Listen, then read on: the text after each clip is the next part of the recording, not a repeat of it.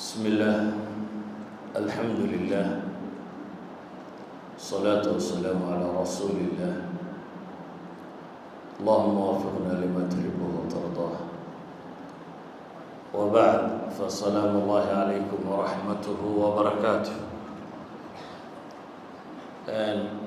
ugu horeyn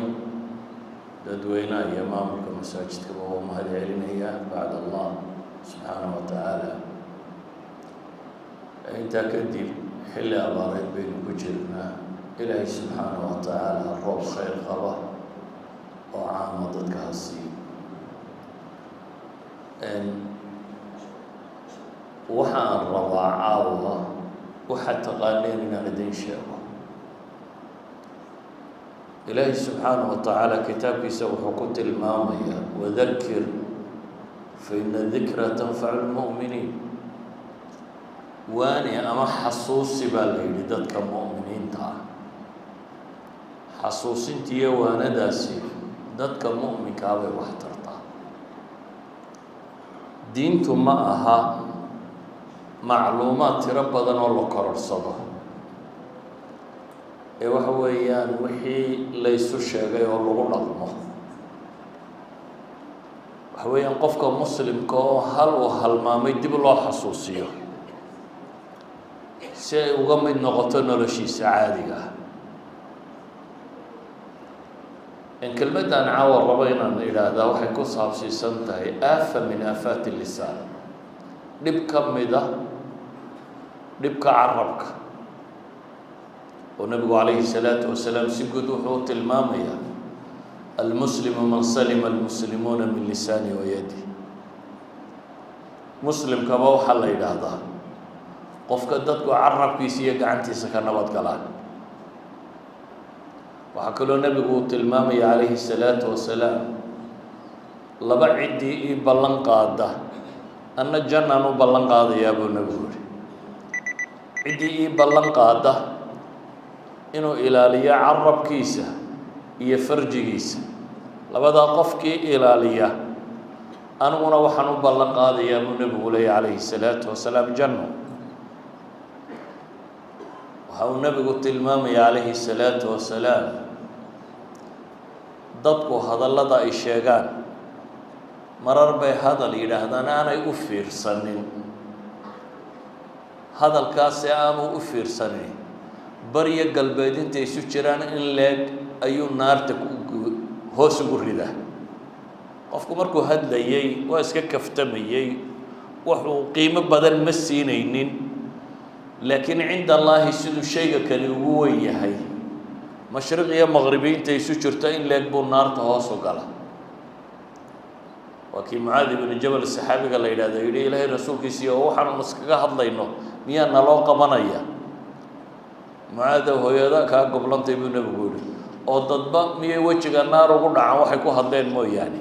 waxay ku hadlayaan ayaa ah buu nabigu leeyahy calayhi salaatu wasalaam waxaa naarta dadka ku fogeeya sidaa ogeed waxa aan rabo inaan wax ka tilmaamaa waxa weeyaan mas'alo aada u taqaaniin laakiin haddana laga gaban waayey oo rabno inaynu ku celcelino waa dadka wax ka sheegiisa iyo xamashadiisa imika waxa laga yaabaaba inaynu haysano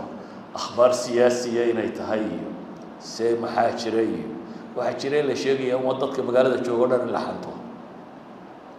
marka la xanto ayay noqonaysaa khabarkii siyaasiga aynu isu sheegaynay waxaynu ka warramayno intooda ugu badani waa dembi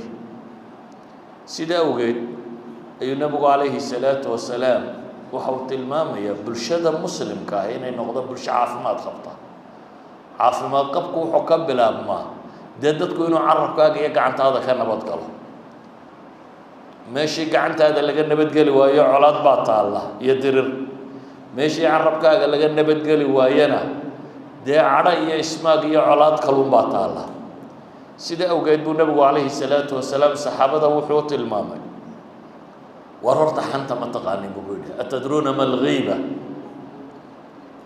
xanta ma taqaanin buu yidhi dhaqanka saxaabada in badan waxaa ka mid ahaa si ay nebiga cilmi uga kororsadaan wax kastoo xataa ay wax ka ogyihiin inay yidhaahdaan allahu wa rasuuluhu aclam, alliya rasuulkiisaa og. markuu ku yidhi xanta ma taqaanin bay yidhahdeen ilaah iyo rasuulkiisaa garan. wuxuu nebigu ku yidhi calayhi salaatu wasalaam dikruka akhaaka bima yakrah, waa walaalkaa oo aada ku sheegto waxuu nacayo. gaar ahaan waxay yidhahdeen ghiiba waxa loogu bixiyey waa isagoo kaa maqan marka aada sheegto waxa uu nacayo. waxa uu nacayaa wixii doonaysaba ha noqoto. waxaa dhici karta waxaad dad qofnimadiisa ka sheegaysa inay tahay, waxaa dhici karta waxaad diintiisa ka sheegaysa inay tahay, waxaa dhici karta waxaad adduunkiisa ka sheegaysa inay tahay, waxaa dhici karta waxaad dhismihiisa iyo qaabka jirhkiisa ilaahay u abuuray aad ka sheegaysa inay tahay, waxaa dhici karta waxaad akhlaaqdiisa ka sheegaysa inay tahay, waxaad reerkiisa ka sheegaysa inay tahay. baabku doonaha ku saabsanaada. imaamu nawowi wuxuu leeyahy wax allaaliya wuxuu qofku karaahiyeysto ee isaga si uun xidhiidh ula leh aanu rabin in wax laga sheego, wax ka sheegoodu waa xan buu leeyahy. waxa aad kaga sheegaysaa ama carab ha noqdo ama tilmaam ha noqdo, isha aad jebiso, carabku aad ku muddo, gacanto aad qaabkaad doonaysa u dheh, dhammaantood waa xan buu leeyahy. xataa waxay culammadu yidhaahdaan waxaa xana inta qofka la sheegay inaad tidhahda ilaahay ina cafiyo, waa xan bay yidhaahdeen. yacni ilaahay ina cafiyo umaad dan lihid bay leeyihiin inaad rabto cafwiga rabbiga inaad doonaysee, waa duurxul aad u duurxilaysa bay leeyihiin qofkan wax laga sheegayo. qofkan wax laga sheegayo ayaad u duurxulaysaa bay leeyihin. iyo nas'alu llaha asalaama iyo kullu dalik bay yidhaahdaan ghiibaday ka tirsan yihin, xantay ka tirsan yihin. waxaa ka tirsan bay yidhaahdaan xanta inaad siiqatu tacajub u sheegto ama inaad ka murugaysantoo kale, bal mu sidaa iyo sidaa yeelo, yacni siduu yeelay baad duraysaa bay leeyihin. miskiin hebel baa lagu yidhi waa caynkaa markaasaa tihi miskiin. miskiinnimadan aad sheegaysa maaha inaad leedahay waa nin iska miskiin oo ilaah yaqaana, ee waxa weeyaan waa duurxul bay leeyihin aada u duurxulayso. walidaalik wax kasta oo noqon kara bay leeyihiin qofku inuu naco in lagu yidhaahdo oo wax ka sheeg ahi wuxuu noqonayaa nooc xanta ka mid ah. culammadu markay baabkan ka warramayaan saddex masale ay kala saaraan oo luqada carbeed la yidhahdo alghiiba iyo albuhtaan iyo alifk. qolaa waxay yidhaahdeen nebiga calayhi salaatu wasalaam ilaahay rasuulkiisa iyo waxaanaanu ku sheegayna hadduu yahayna, isagoo maqan baad wax ka sheegtay, laakiin waxaad ka sheegaysa wuu yahay, laakiin muu rabo in laga sheego. wuxuu nebigu ku yidhi calayhi salaatu wasalaam wuxuu yahay had maqan ka sheegto oo aanu rabin faqad iqtabta, waad xamatay. haddii aanu ahaynna faqad bahadta buu nebigu yidhi, waad ku been abuuratay. marka haddaanu ahaynba iyadu waa been abuurad, waa dembi ka sii weyn. hadduu yahayna waad xamatay buu nebigu tilmaamaya. xadiid culammadu ay ku tilmaamaan inuu xasan yahay ayaa waxa ay tilmaamaan isagoo nebigu fadhiyaa nin yimi, dabeetana waxay ku yidhaahdeen nebiga calayhi salaatu wasalaam ninkii bay ka warramayaan, laa yaakulu xataa yuطcam bay yidhaaheen, walaa yarxal xataa yuraxalu lah. wax ma cuno in la cunsiiyo mooyaane, waxa la siiyo mooyaane wax kale ma cuno. ma guuro, ma rarto in loo rara mooyaane. yacni ninkan dacfi liidashay rabaan inay u qariyaan, ama caajisnimo iyo kaslaamnimo ay rabaan inay u qariyaan. marka waxay leeyihin yani xataa naftiisa ma daryeela, inaad wax siisa mooyaane wax cuni maayo bay idhahdeen. ama in loo rara mooyaane neefkiisa intuu fadhisiiyo kooraha saari maayo wixii uu u baahnaaye wuxuu rabaa in loo raro. nebigu calayhi salaatu wasalaam wuxuu uhi qad iqtabtumuuh, waa xamateen. markaasay yidhaahdeen inamaa xadaثnaa bima fiih, إلهي رسول كيسي وحو أهون بانو شيخنا إنك أن الليزي لماذا يوحو وطا حسبك إذا ذكرت أخاك بما فيه من نبوي أحكو غفلا ولا لك وحو يهينات كشيك تاباكو غفلا عنو الربين ويوحانو هين هدات شيكتو يدو أذى ليرادة وبهتان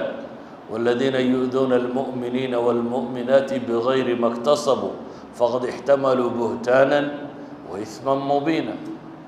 إلهي وحولاي قوة ضدك المؤمنين تأكل بيه يكون شيء يرق يدمر با بغير ما اكتسبوا وحاني كسبن وحاني هين كل شيء قوة فقد احتملوا بهتانا وإثما مبينا قوة يقول دم وين يبين أبورد وين بيحمبارين با ربي كنت المامية إذا صدح هذا الشيء هو نوع من الغيبة بيلي وحو يهو نعيين أتكو شاكتو ورلقاق الشيء يراد خبينين أتكو شاكتو يمد هذا ضغو بين أبورتين أتشاكتو مركا أما هو غيبة أما هو إفك أما هو بهتان وحو بيلي باب كم بيشهود هوسك ليه باب كان حكم كي سوا محي قرآنك يا حديث باوحا كسار ارتين حاراني علماء بدنا ده إجماع بابا يسون نقليان إن مسلم كسكوا فقصية علماء المسلمين تو إن اسكوا فقصية ماشى سين أنا مرنا ببنانين إمام النووي باصو نقلنا يا بل جماهير العلماء وحي نقلنا يا وحي سوق جورنا يا إن الذنوب تواوين كمتي جماهير العلماء صاصي خبر إن الذنوب تواوين كمتي إلى هنا القرآن كيسوي حكت المامية ولا يغتب بعضكم بعضا أن يحب أحدكم أن يأكل لحم أخيه ميتا فكرهتموه واتقوا الله إن الله التواب الرحيم واربركين بركة كليو حمن با إلهي لي متكين ميو جعل يبا رب المامية هلب كولالكي وبختيين وعنه marka hore hilib bini aadam in la cuno bini aadamku ka yaqyaqsooda dadka hilibkiisa ma cuno mar labaad inuu walaalka noqdo waa ka sii darantay mar saddexaad inuu meyd yahay waa ka sii darantahay ilaahay wuxuu ku tilmaamay marka walaalka iyo meyd hilibkiisa inaad cunto miyaad jeceshahay waad nacaysaa rabbi tilmaamaya idan xantani noocaas ay la mid sida walaalka iyo meyd hilibkiisa aanad u cunteen أياني أفعنين إن هذا وحمته إلهي وحلي ولا تلمزوا أنفسكم ورنا فينا عيبيننا مسلم هو النف واحد ولا كان مركض عيبي سوى حيلا متهدون نفت هذا عيبي ولا تنابزوا بالألقاب ورنا نيسها قروح ضبطنين هيسوي لنا بئس الاسم الفسوق بعد الإيمان ومن لم يتب فأولئك هم الظالمون إلهي القرآن كوحينا وقلت الماما يدك وقالين لك والرميو ويل لكل همزة لمزة عذاب يهلاق يهوق وحوصقنا هذا متكسته وحن بدنا أويا همزقيا لمزكو ومتكسته عيب بدنا وحي كوكلا فرقيان علماء قاركود لبدا إري منا إنه يهي بالفعل منا باللسان inaad isha ama carabka ama qaabun aan hadal ahayn aad u xamanayso u xaqiraysid ama ma ahayn aad carabka ku xamanaysid labadu waa isku mid marka waa qofkii oo aad waxaanu ka raali ahayn aad ku tilmaamayso ilaahi subhanahu wa ta'ala kuwa wuxuu ku tilmaamaya la yumbadanna fil hutama ba ilaahi soo iyagu dadka cirdigooda iyo sharaftooda may duminaynin إلهي وحو قالين ده وحا لغو طوري دونا بانا لحطما بربوريسا نار ليلادو نار بربوريسا اسبدت كشرفتي سو بربورينا إلهي وحو لي نار ينوح بربوريسا أيو قالي دونا أيها الأحبة إلهي وحو لي ولا تطع كل حلاف مهين هماز مشاء بالنميم مناع للخير معتد هم مقلب با إلهي النبي يسكت المام يكون كستور دار بدنا أوليته أو عيب بدنا همازة دتك عيبية وحكشيجا نميمة ضيّ يسكت درك كشقية الهمازة هي المغتاب للناس بكفصرة إلهي سبحانه وتعالى قرآن بدن بكت المامين ممنوعت نبي الله محمد عليه الصلاة والسلام حجكي وحجي ود وقت الدمنا أها سنة السقالات ميلها أها لو قربوا خطبته سنورك صدح ميلها خطبة وحا كتشرة مسألة مسلمين تكعل عليني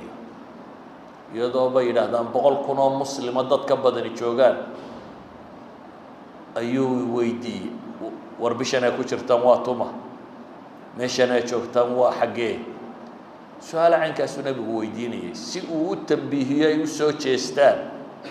استلمر كان حرمة وحصاص عضو والربين وتلمام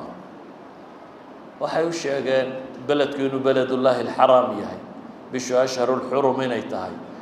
وركاسي وشيغان نبي عليه الصلاة والسلام وحولي فإن دماءكم وأموالكم وأعراضكم عليكم حرام كحرمة يومكم هذا في بلدكم هذا في شهركم هذا ورديجين يحولهن يعرضين عرضك وحل إلى هذا موضع الذنب إلى هذا والمدح عرضك وحل إلى هذا وشرفت قفك بني آدمك وماشى أمانته أما عيبينته هاي كقد عاد قفك بني آدمك نبي الله محمد عليه الصلاة والسلام حج كاسي إن صدح قور قاريسة أي خطبة دا تشيدي والله الله يا صحابة وبقول كنا مسلمون ميل تاغن وعدين أيو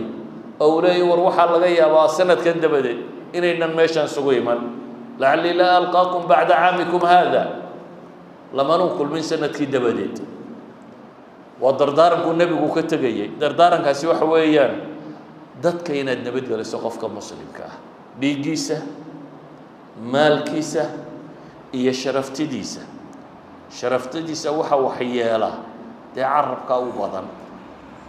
وحا وحياله وحنتا يا وحي لها المال وحا النبي شيغي عليه الصلاه والسلام ان من اربى الربا الاستطالة في عرض المسلم بغير حق الربا ده واحد نقارنا شرعي إنه يكون أدقت وشيء إلهي القرآن كيس كوت المامي عند الله تما دقال هودي يرجعود الدب النبي يقول لي الرباين كوجر ربا يسوى حكم ده كوجر كرّي الربا ده وحكم ده الاستطالة في عرض المؤمن استطالة أي إطالة اللسان adigoo carabkaaga ku balballaadhiya qofka muslimka sharaftiisa bigayri xaq ugu balballaadhiya oo marar yaro kooban bay soo reebi doonaan culimadu way yiraahdaan waa mararkay banaantay inaad wixii waxa anfacaya inaad sheegto oo qura waxaad qiyaasi kartaa nabiyullaahi maxamed alayhi salaatu wassalaam وعائشة قبل كلام مسلمة ده يكون تلي وقابنت هبلاي وقابنت أو النبي يقول لي وين أتكو هذا الشيء هدي بدل لو قصة ويقص لحد هدي وحيابها المدب كالدورية وحشرة دي بيا هدي واحد مدب كالدورية اللي يقول ردوا إنه مدب يسبدلوا سكلا بدل عندهم النبي يقول لي هدي اللي قد لها هذا الكاغا واحد مدب كالدورية بدل عندهم بيدوري لحد وحي ترينا ومحي وقابنتي بيتري waxay culimadu yiraahdaan marka waxay tilmaamaysaa sida ay u adag tahay qof muslima in wax laga sheego waliba wax ka sheegaasi meelaan wax anfacayn inuu yahay nin baa zinaystay dabeetana uu toobad keenay dabeetana nabi maxamed buu yimi alayhi salaatu wasalaam wuxuu yidhi hal rajmiyo waa la rajmiyo dadkii rajmiga ka soo noqday laba wada hadlayo mid baa wuxuu yiri bal ka eega inta ilaahay ceebtiisa asturay buu isturi waay ilaa iyo sida ayda loo garaacay sida ayda dhagax loogu dilay nabiga alayhi salaatu wasalaam xadiidka in kastoo sanadkiisa culimadu ay leeyihiin waa daciif waxa uu tilmaamayaa ninkaasi inuu ku tilmaamay wax aad u foolxun bakti intuu soo dul mariyay inuu yidhaahdo baktigaasuu lami cun dabeer ka baktiyay ما هو كمال عنا يقول لي واحد اللي هو حاسو كله waxaynu leenahay aayadda qur-aaniba dee waa macno ay tilmaamayso ayuha alaxiba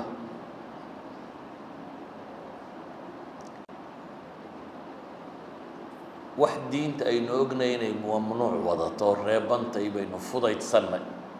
ilaa soomaalidu ay dhahdaan xooluhuna waa cawsku nool dadkuna waa maxay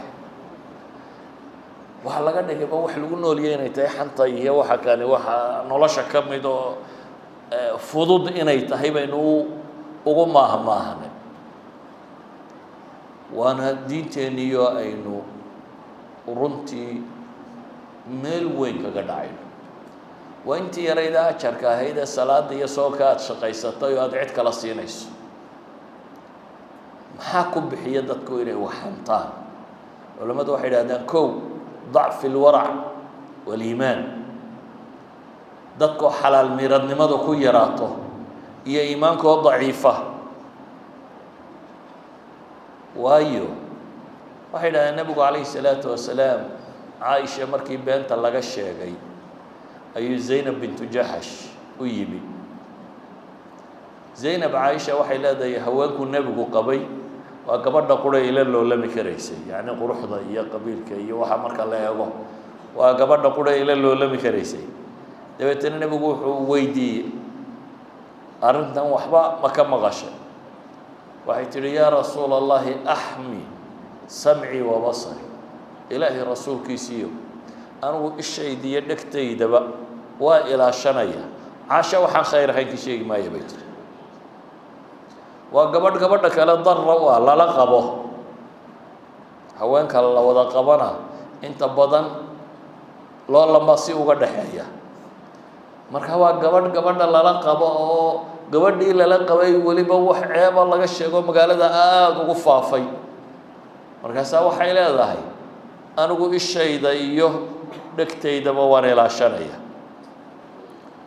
caaisha oo xadiidka ka warramaysaa waxay leedahay facasamaha allahu bilwarac bay tidhi gabadhaa ilaahay wuxuu ku badbaadiyey xalaal miiradnimadeedii dembi iska ilaalinteedii bay ku badbaaday bay leedahay iyadu halkay dad kale dabbaasheen ee galeen culammaduna waxay yidhahdaan xalaalnimadnimada waxyaabaa ugu waaweyn waxa ka mida bay yidhahdaan carabkaagu aada ilaaliso oo aad ka ilaaliso dunuubta tirada badan leh waxyaabaa dadka ku bixiya xanta waxaa ka mid a fadhiga oo lagu hagaajisto dadka wada fadhiya sheekooyinka dee fadhigay ku hagaajistaan laakiin kuwa ilaahay wuxuu ku tilmaamayaa aakhiro inta naarta lagu guro inay odhan doonaan wa kunnaa nakhuudu maca alkhaa'idiin kuwa dhumbada warka un la wadun baanu anana sheekadaanu dacalkayga kaga jiray nakhuudu maca alkhaa'idiin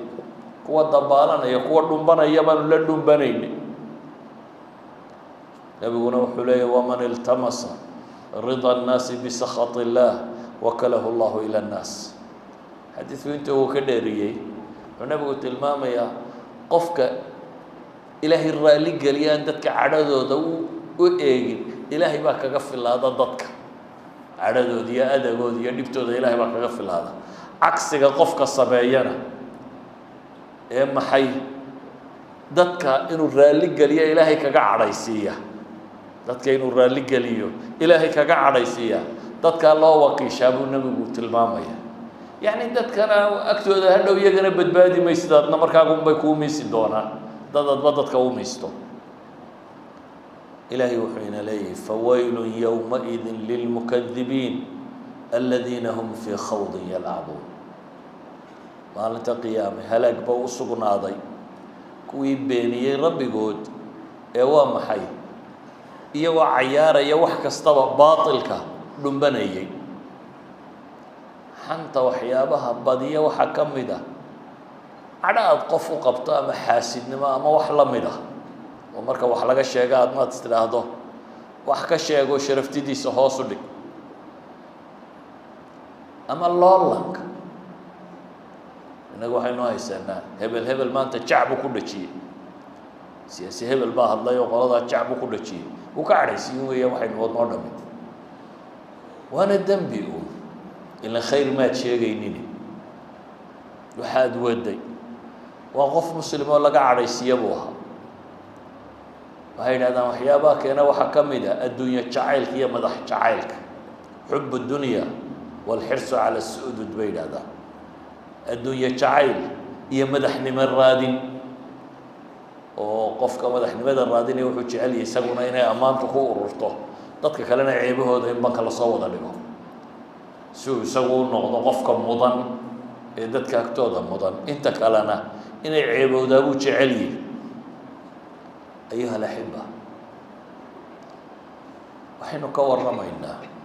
waa janno iyo naar kala doorashadood inaad xagga cadaabka u kacdo iyo inaad xagga jannada u kacdo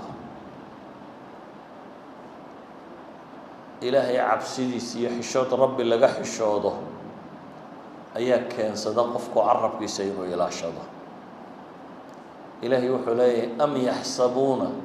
أنا لا نسمع سرهم ونجواهم بلى ورسلنا لديهم يكتبون dadku ma waxay u malaynayaan inaanan maqlayn baa ilaahay yidhi waxay qarinayaan iyo waxay ku faqfaqayaanba waa maqlaynaa baa ilaahay leeyay kuwii aanu u dirayna ee malaa'igta ahaana waa qorayaan baa ilaahay leeyay subxaanahu wa tacaala nabigu calayhi salaatu wasalaam saxaabadu wuxuu ku yidhi war ilaahay ka xishooda istaxyuu min allahi xaqa alxayaa war ilaahay ka xishooda xishoodku xaq u leeyahay markaasay dhahay ilaahay rasuulkiisiiyo rabbi waa ka xishoonaynaa walxamdu lilah bay dhahay inaa nastaxyi walxamdu lilah sidaa uma jeeda buu nebigu yidhi war madaxa iyo waxa uu koobo ilaaliya yacni dhegtaada iyo ishaada iyo kuwan ilaali caloosha iyo waxay weelayso ilaali buu nebigu yidhi calayhi salaatu wasalaam ayuha alaxiba waxaad qiyaastaa uun markaad qofka xamanayso waa intii xasanaadka aada lahayd oo aada daadinaysa uun intii ajarka lacagtaada ma qubi lahayd waa maya nina lacagta ma daadiyo oo lacagta iyo ajarka iyoma qiimo badan lacagta waxaa laga yaabaa minis yaro adduunka wax kuu fudaydiya inay noqoto ajarkuse adduunkana wuu fudaydiyaa aakhirana waa waxa keliya lagu badbaadayo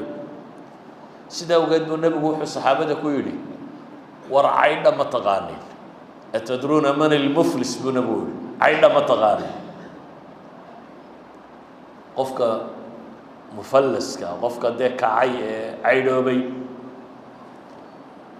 waxay yidhaahdeen ilaahay rasuulkiisiiyow caydha waxaanu u naqaanaa man laa dirhama lah walaa mataac ninkaan mood iyo nool toona haysanin baanu caydh u naqaanaa bay dhahay ninkaan mood iyo nool toona haysanin wuxuu nebigu yihi calayhi salaatu wasalaam ninka caydha ama ninka kacay waxaa la yidhaahdaa waa ka aakhiro yimaada isagoo salaad soo sameeyey oo soo soomay oo zako soo bixiyey soo arkaanulislaamkii maaha wuxuu la yimi soon iyo salaad iyo zakuu nebigu tilmaamaya laakiin wuxuu kaloo yimi buu nebigu leeyahay isagoo kaa caayay oo kaa qadfay oo kaa maagay oo kaa xoolihiisa cunay oo kaa dhiiggiisa wax ka daadiyey ayuu yimi dabeetana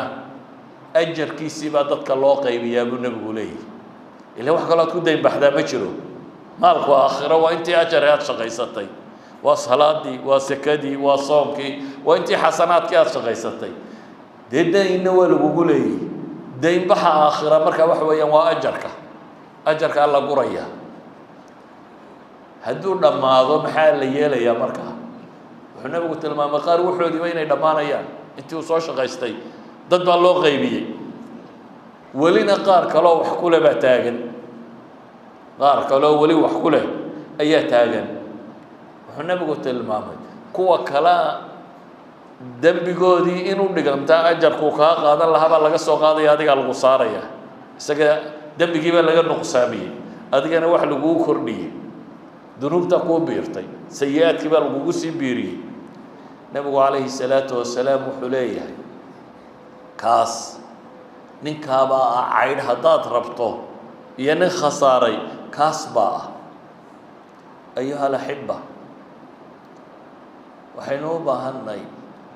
waxaanaynu saydhsaydhinayna waa xoolahaagiiyo inaad ilaaliso ceebaha dadka intaad ku mashquuli lahayd inaad adigu ceebahaaga ku mashquushid qole heblaaya caynka iyo nin hebel baa saatan iyo bal adigu isbaadhbaadh imisaad ceeb leedahay imisaad nuqsaan leedahay imisaad adigu isbaadhbaadh anas ibnu malik baa waxaa laga sheegaa wuxuu yidhaha magaaladan madiinaan anigu soo gaadhay oo duul lam yakun lahum cuyuub han ceeb lahayn ay deganaan jireen facaabu nnaas dabeetana dadkay markii dambe ceebeeyeen fasaarat lahum cuyuub buu yidhi waxaan soo gaadhay buu leeyahy aqwaaman kaanat lahum cuyuub qaar ceeb lahaa laakiin dadka iskaga aamusay oo aan dadka ceebtooda sheegin oo iyagana ceebtoodii la ilaabay buu yidhi ayuha alaxiba waxay culammadu yidhaahdaan waxyaabaha waxa kan daawada u ah ee lagaga fogaado waxaa ka mid ah inaad meelaha goobaha fiican fadhiisatid dadka saalixiinta ah iyo dadka khayrka hadal haya aada la fadhiisatid oo iska daysid majaalista had iyo goor sharka lagu hayo iyo kuwa bataalinta ee camal kale ay meelahay fadhiistaan waayo nabigu calayhi salaatu wasalaam wuxuu inoo tilmaamayaa jaliiska saalixa iyo jaliiska suu-a waxa u dhexeeya faraqa u dhexeeya buu nabigu tilmaamaya waxaa fiican inaad akhridid taraajimta iyo taariikhda iyo manaaqibta dadkii saalixiinta ahaa iyo dhaqamadoodii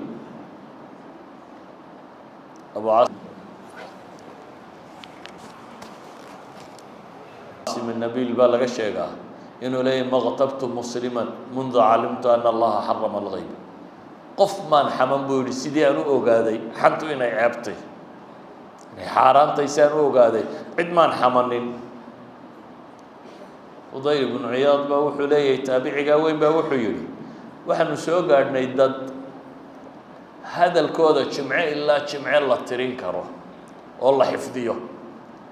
yacni toddobaad dhan intii eraya uu kugu yidhi waad xifdiyi kartaa buu leeyahy jimca dambe waad sheegi kartaa toddobaadkaaba wixii uu ku hadlay siday u yaraayeen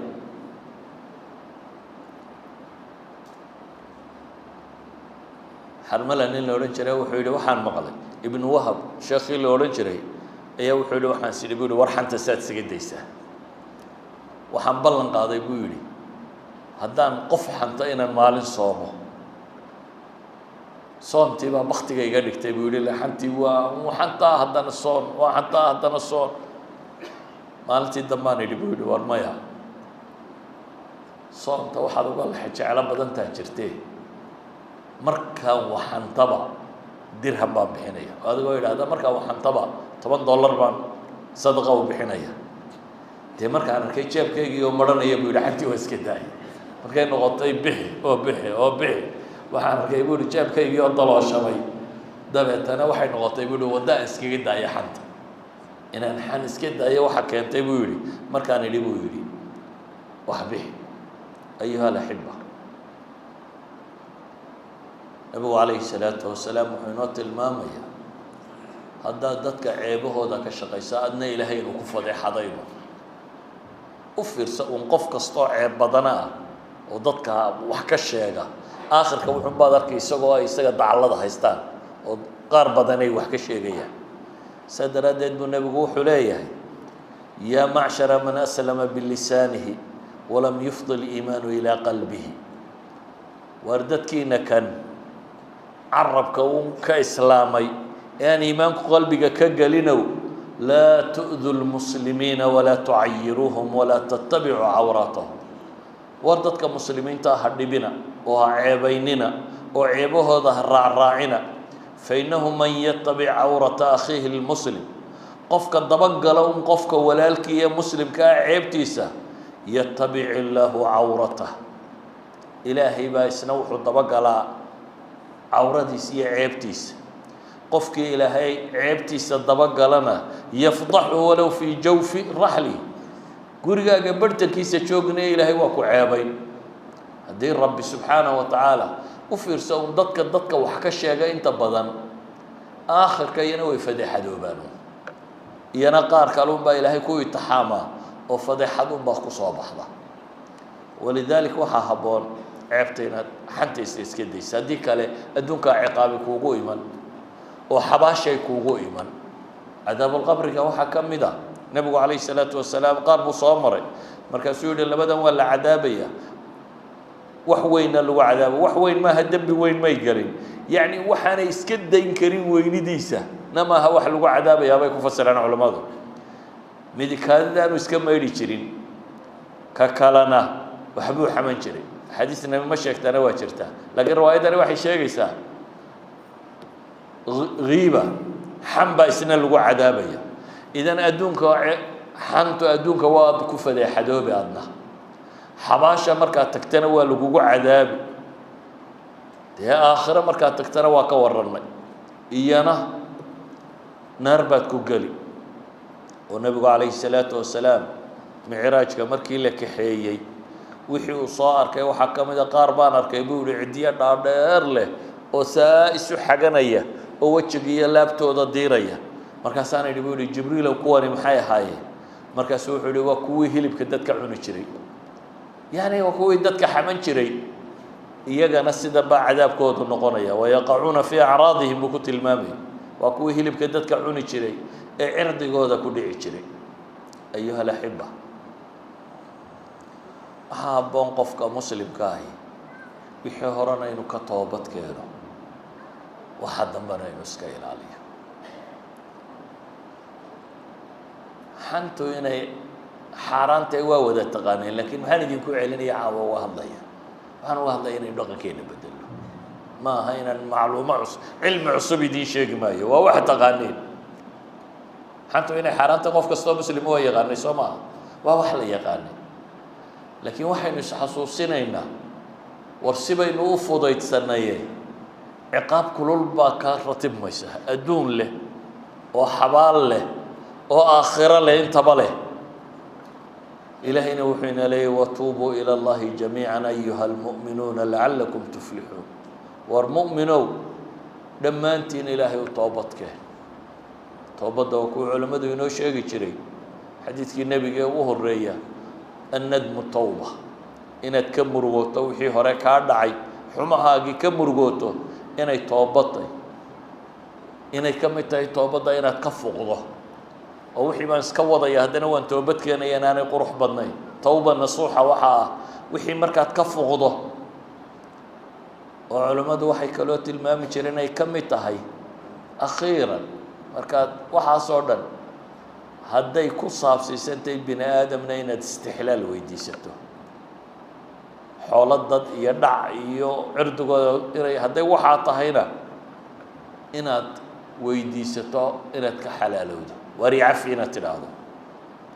nabigu calayhi الsalaatu wasalaam wuxuu leeyahy man kaanat cindahu madlama liakhiihi min cirdin aw min shayin falyataxallalhu minhu alyowm war ninkii dulmiyey walaalkii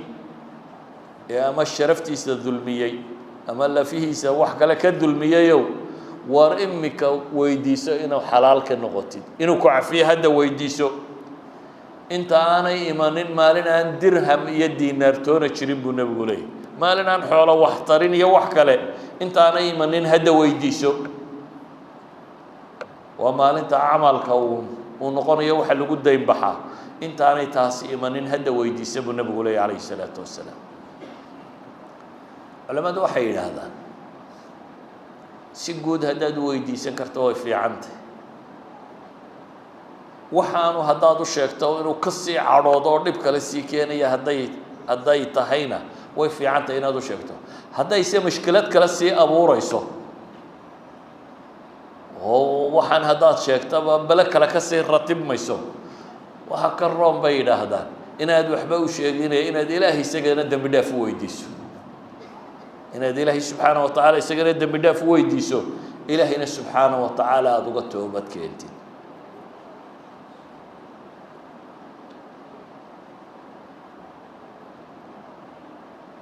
haddaanad adigu waxaman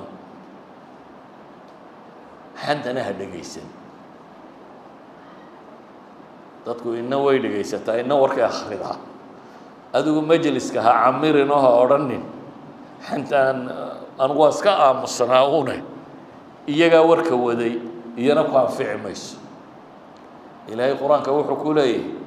waqad nazla calaykum fi lkitaabi an idaa samictum aayaati illahi yukfaru biha wayustahzahu biha falaa taqcuduu macahum xataa yakuuduu fi xadiiثin gayr inakum ida miluhum in allaha jaamicu lmunaafiqiina wاlkaafiriina fi jahannama jamiica qur-aanka waxaa soo degay baa ilaahay leeyahay haddaa meel maqashaan fadhidaan ilaahay aayadkiisa ama laga gaaloobaya ama lagu jeesjeesaya ama dee la dhinac marayo waa meel dembi ka socdo ha sii fadhiyin baa ilaahay ku yidhi ee iskaga tag haddaanay warka la akhriyayna warku uu dembi yahay dembigaa golihiisa waxba ha sii fadhin waa laba mid un bay culammadu yidhaahdaan inaad radin karto tidhaahdo waryaa waxna wadaan waa dembiya inaga daaya inaad radinba karin iskaga tag marka ha sii fadhiin majliskaasi haddaad sii fadhido waad la mid noqonaysaa nebiguna wuxuu leeyahy man daba can cirdi akhiihi bilgayba kaana xaqan cala allahi an yactiqahu min annaar qofka walaalkiisa muslimka ah difaaca isagoo maqan nin baa la maagaya war nabadgeliya baad ku tidhi waa difaacda ilaahay dartii baad u difaacaysaa inaan wax la xamanin ma aha teeni dee uun kuwa reerkiina marka lasoo qaadanaya inaad cadhooto kuwa reerka kalehana inaad ka qayb qaadato taa maaha ee waxaynu ka warramaynaa inaad dembinimada diidan tahay dembinimada inaad diidan tahay walaalkaa haddaad sidaa ku difaacayso ilaahay wuxuu korkiisa isna isa saaray qiyaamaha inuu naarta kaa difaaco kaana xaqan cala allahi an yuctiqahu min annaar idan ayuha alaxiba nusuusta qur'aanka ee ku soo aroortay nebiga calayh isalaatu wasalaam oo meel fadhiya xadiid dheer ayaa nin la sheegay malik ibnu dukshin la yidhaahdo markaasaa mid yidhi daka munaafiqun laa yuxib allaha warasuulah kaas waa munaafiq alla iyo rasuulta hore ma jecla markaasuu nebigu wuxuu ku yihi laa taqul lahu dak war ha odhanin sidaa war miyaad ogeyn inuu leeyahay laa ilaaha ila allah yuriidu biha wajha allah yuriidu bidalika wajha war sawka laa ilaaha ila allah le oo ilaahay wejigiisa u leh markaasay joogsadeen saxaabadii waxay dhahay allahu warasuuluhu aclam amaa naxnu fawallahi laa naraa wuddahu walaa xadiidahu ilaa ila lmunaafiqiin ilaah iyo rasuul baa naga og laakiin ninkaa wuxun baan anagu inta badan aragnay isagoo munaafiqiinta la fadhiyo munaafiqiinta la ka dhex warramayu baan anagu arki jirnay bay leeyihin nebigu calayhi salaatu wasalaam wuxuu u sheegay markaa war ninka tawxiidsada ee ilaahay wejigiisa ku raadinaya ilaahay naarta waa ka fogeeya waxay tilmaamaysaa in dadku ka dheeraado xanta mararka qureel ay inuun bannaanaan karto laakiin dadka badh baa inta badan intay u raaraadiyaan qiil mararkaasi awrkooda ku kacsada war hadda aakhira kaa dambaysa ilaahay maxkamadiisiina waa dambaysa mararka qurhe inuun ay bannaanaan karto waxay idhaahdaan waa haddaad maxkamad ka ashtakoonayso kale oo ilaahay qur-aanka wuxuu leeyay laa yuxib allahu ljahra bisuu'i min alqowli ilaa man dulim dee markaad ashtakoonayso waxaad sheegaysaa wixii lagugu sameeyey waana laga yaabaa inuu isagu diidan yahay waxa in la sheego laakiin markaan xaqaagii inaad dhacsato qaadi muslima baad leedahay waxay waxaasaa igu dhaco saasaa laygu sameeyey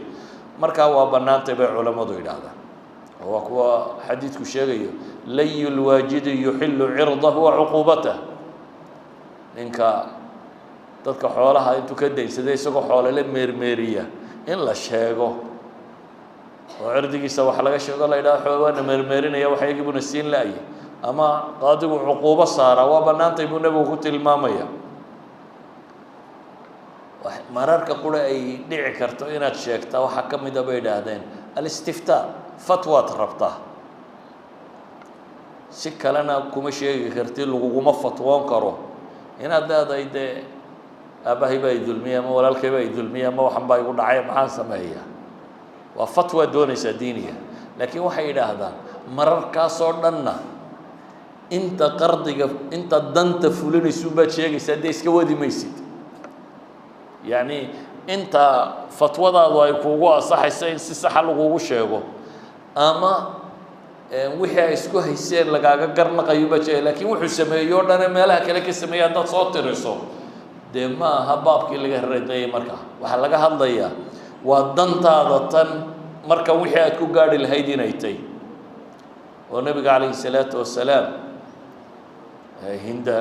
ayaa u timi hinda bint Utba waa gabadhii uu qabay Abu Sufyaan saxaabigii la oran jiray Abu Sufyaan waxay ku tuhmaysaa inuu yara gacan adag yahay waxay tiri Ilaahay rasuulkiisiyo adagu de waa gacan adag oo nama siyaanagii carruurta wax lagu filan annana de markuu nasiin waaye marmar baanu ka qaadnaa marka waxay sheeganaysaa inay wax ka yara qaado ee xaalka iyagu muxuu yahay khudi ma yakfiki wa waladiki bil ma'ruf buu nabigu yiri inta biilka adiga iyo carruurtun ku filan ka qaata buu nabigu tilmaamay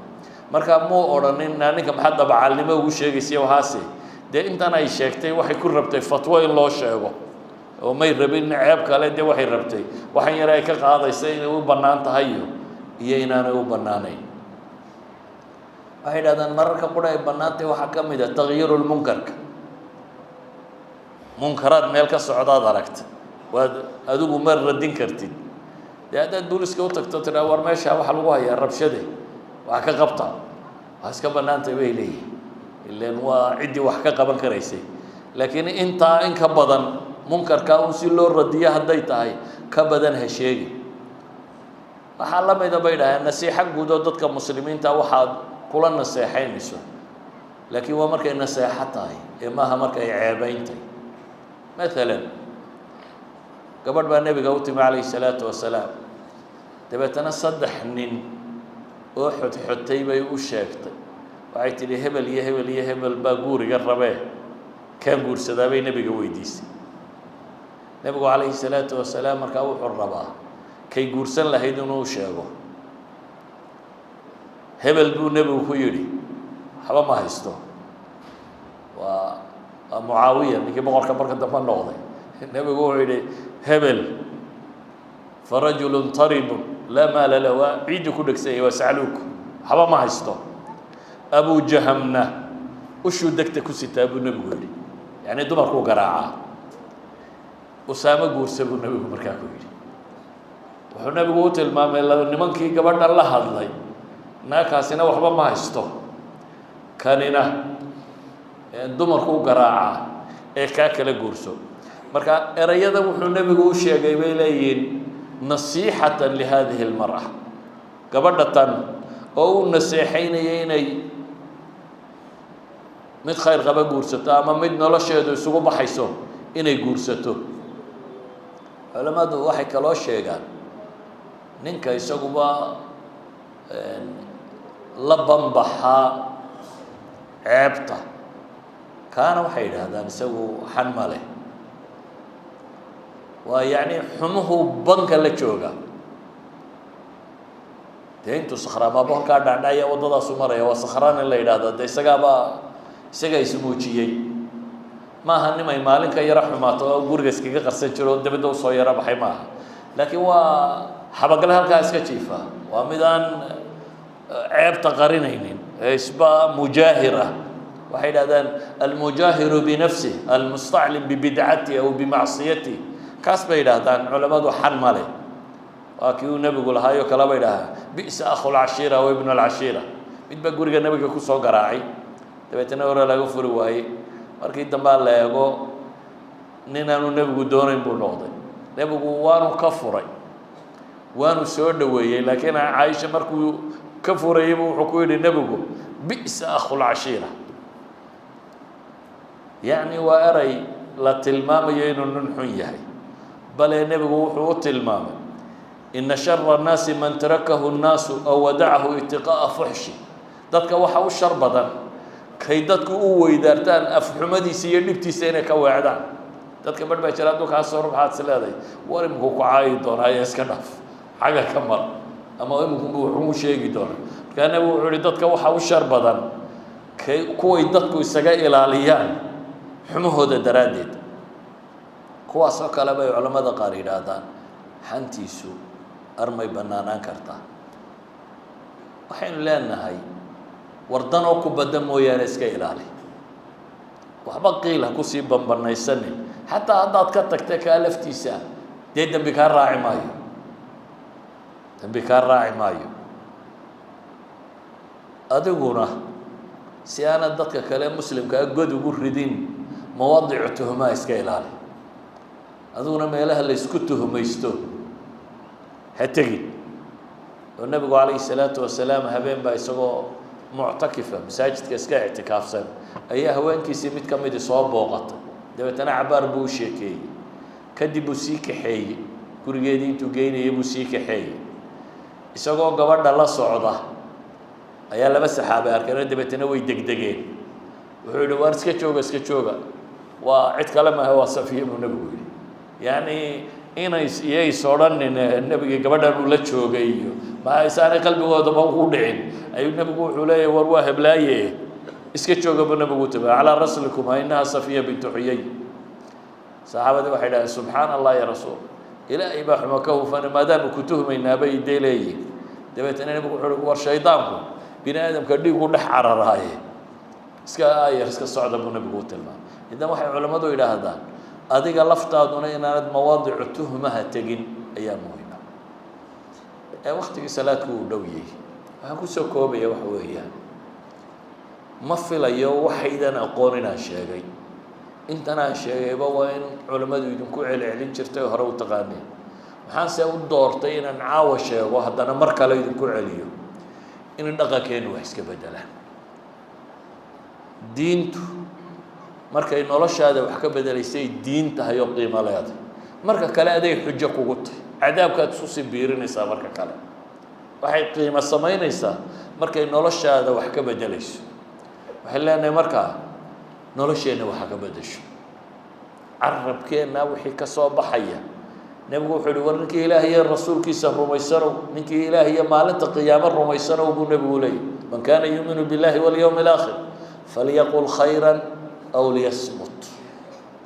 ورما خير كو هذا لما إسكام النبي عليه الصلاة والسلام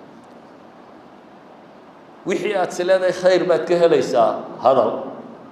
وحيات سلادة خير كهلي ميسي إن هذا مستابق وفي عن وحيات سلادة هي خير كهلي ميسي نلاش نوات كلا قرنيس واحد سلادة وخير يو وحن خير هاي قفل بوا قرنيا حن خير لجاه لا يم حن خير لجاه لي taladii nebi maxamed calayhi salaatu wasalaam waxa weeyaan qofkii ilaahay iyo maalinta aakhiro rumeeyow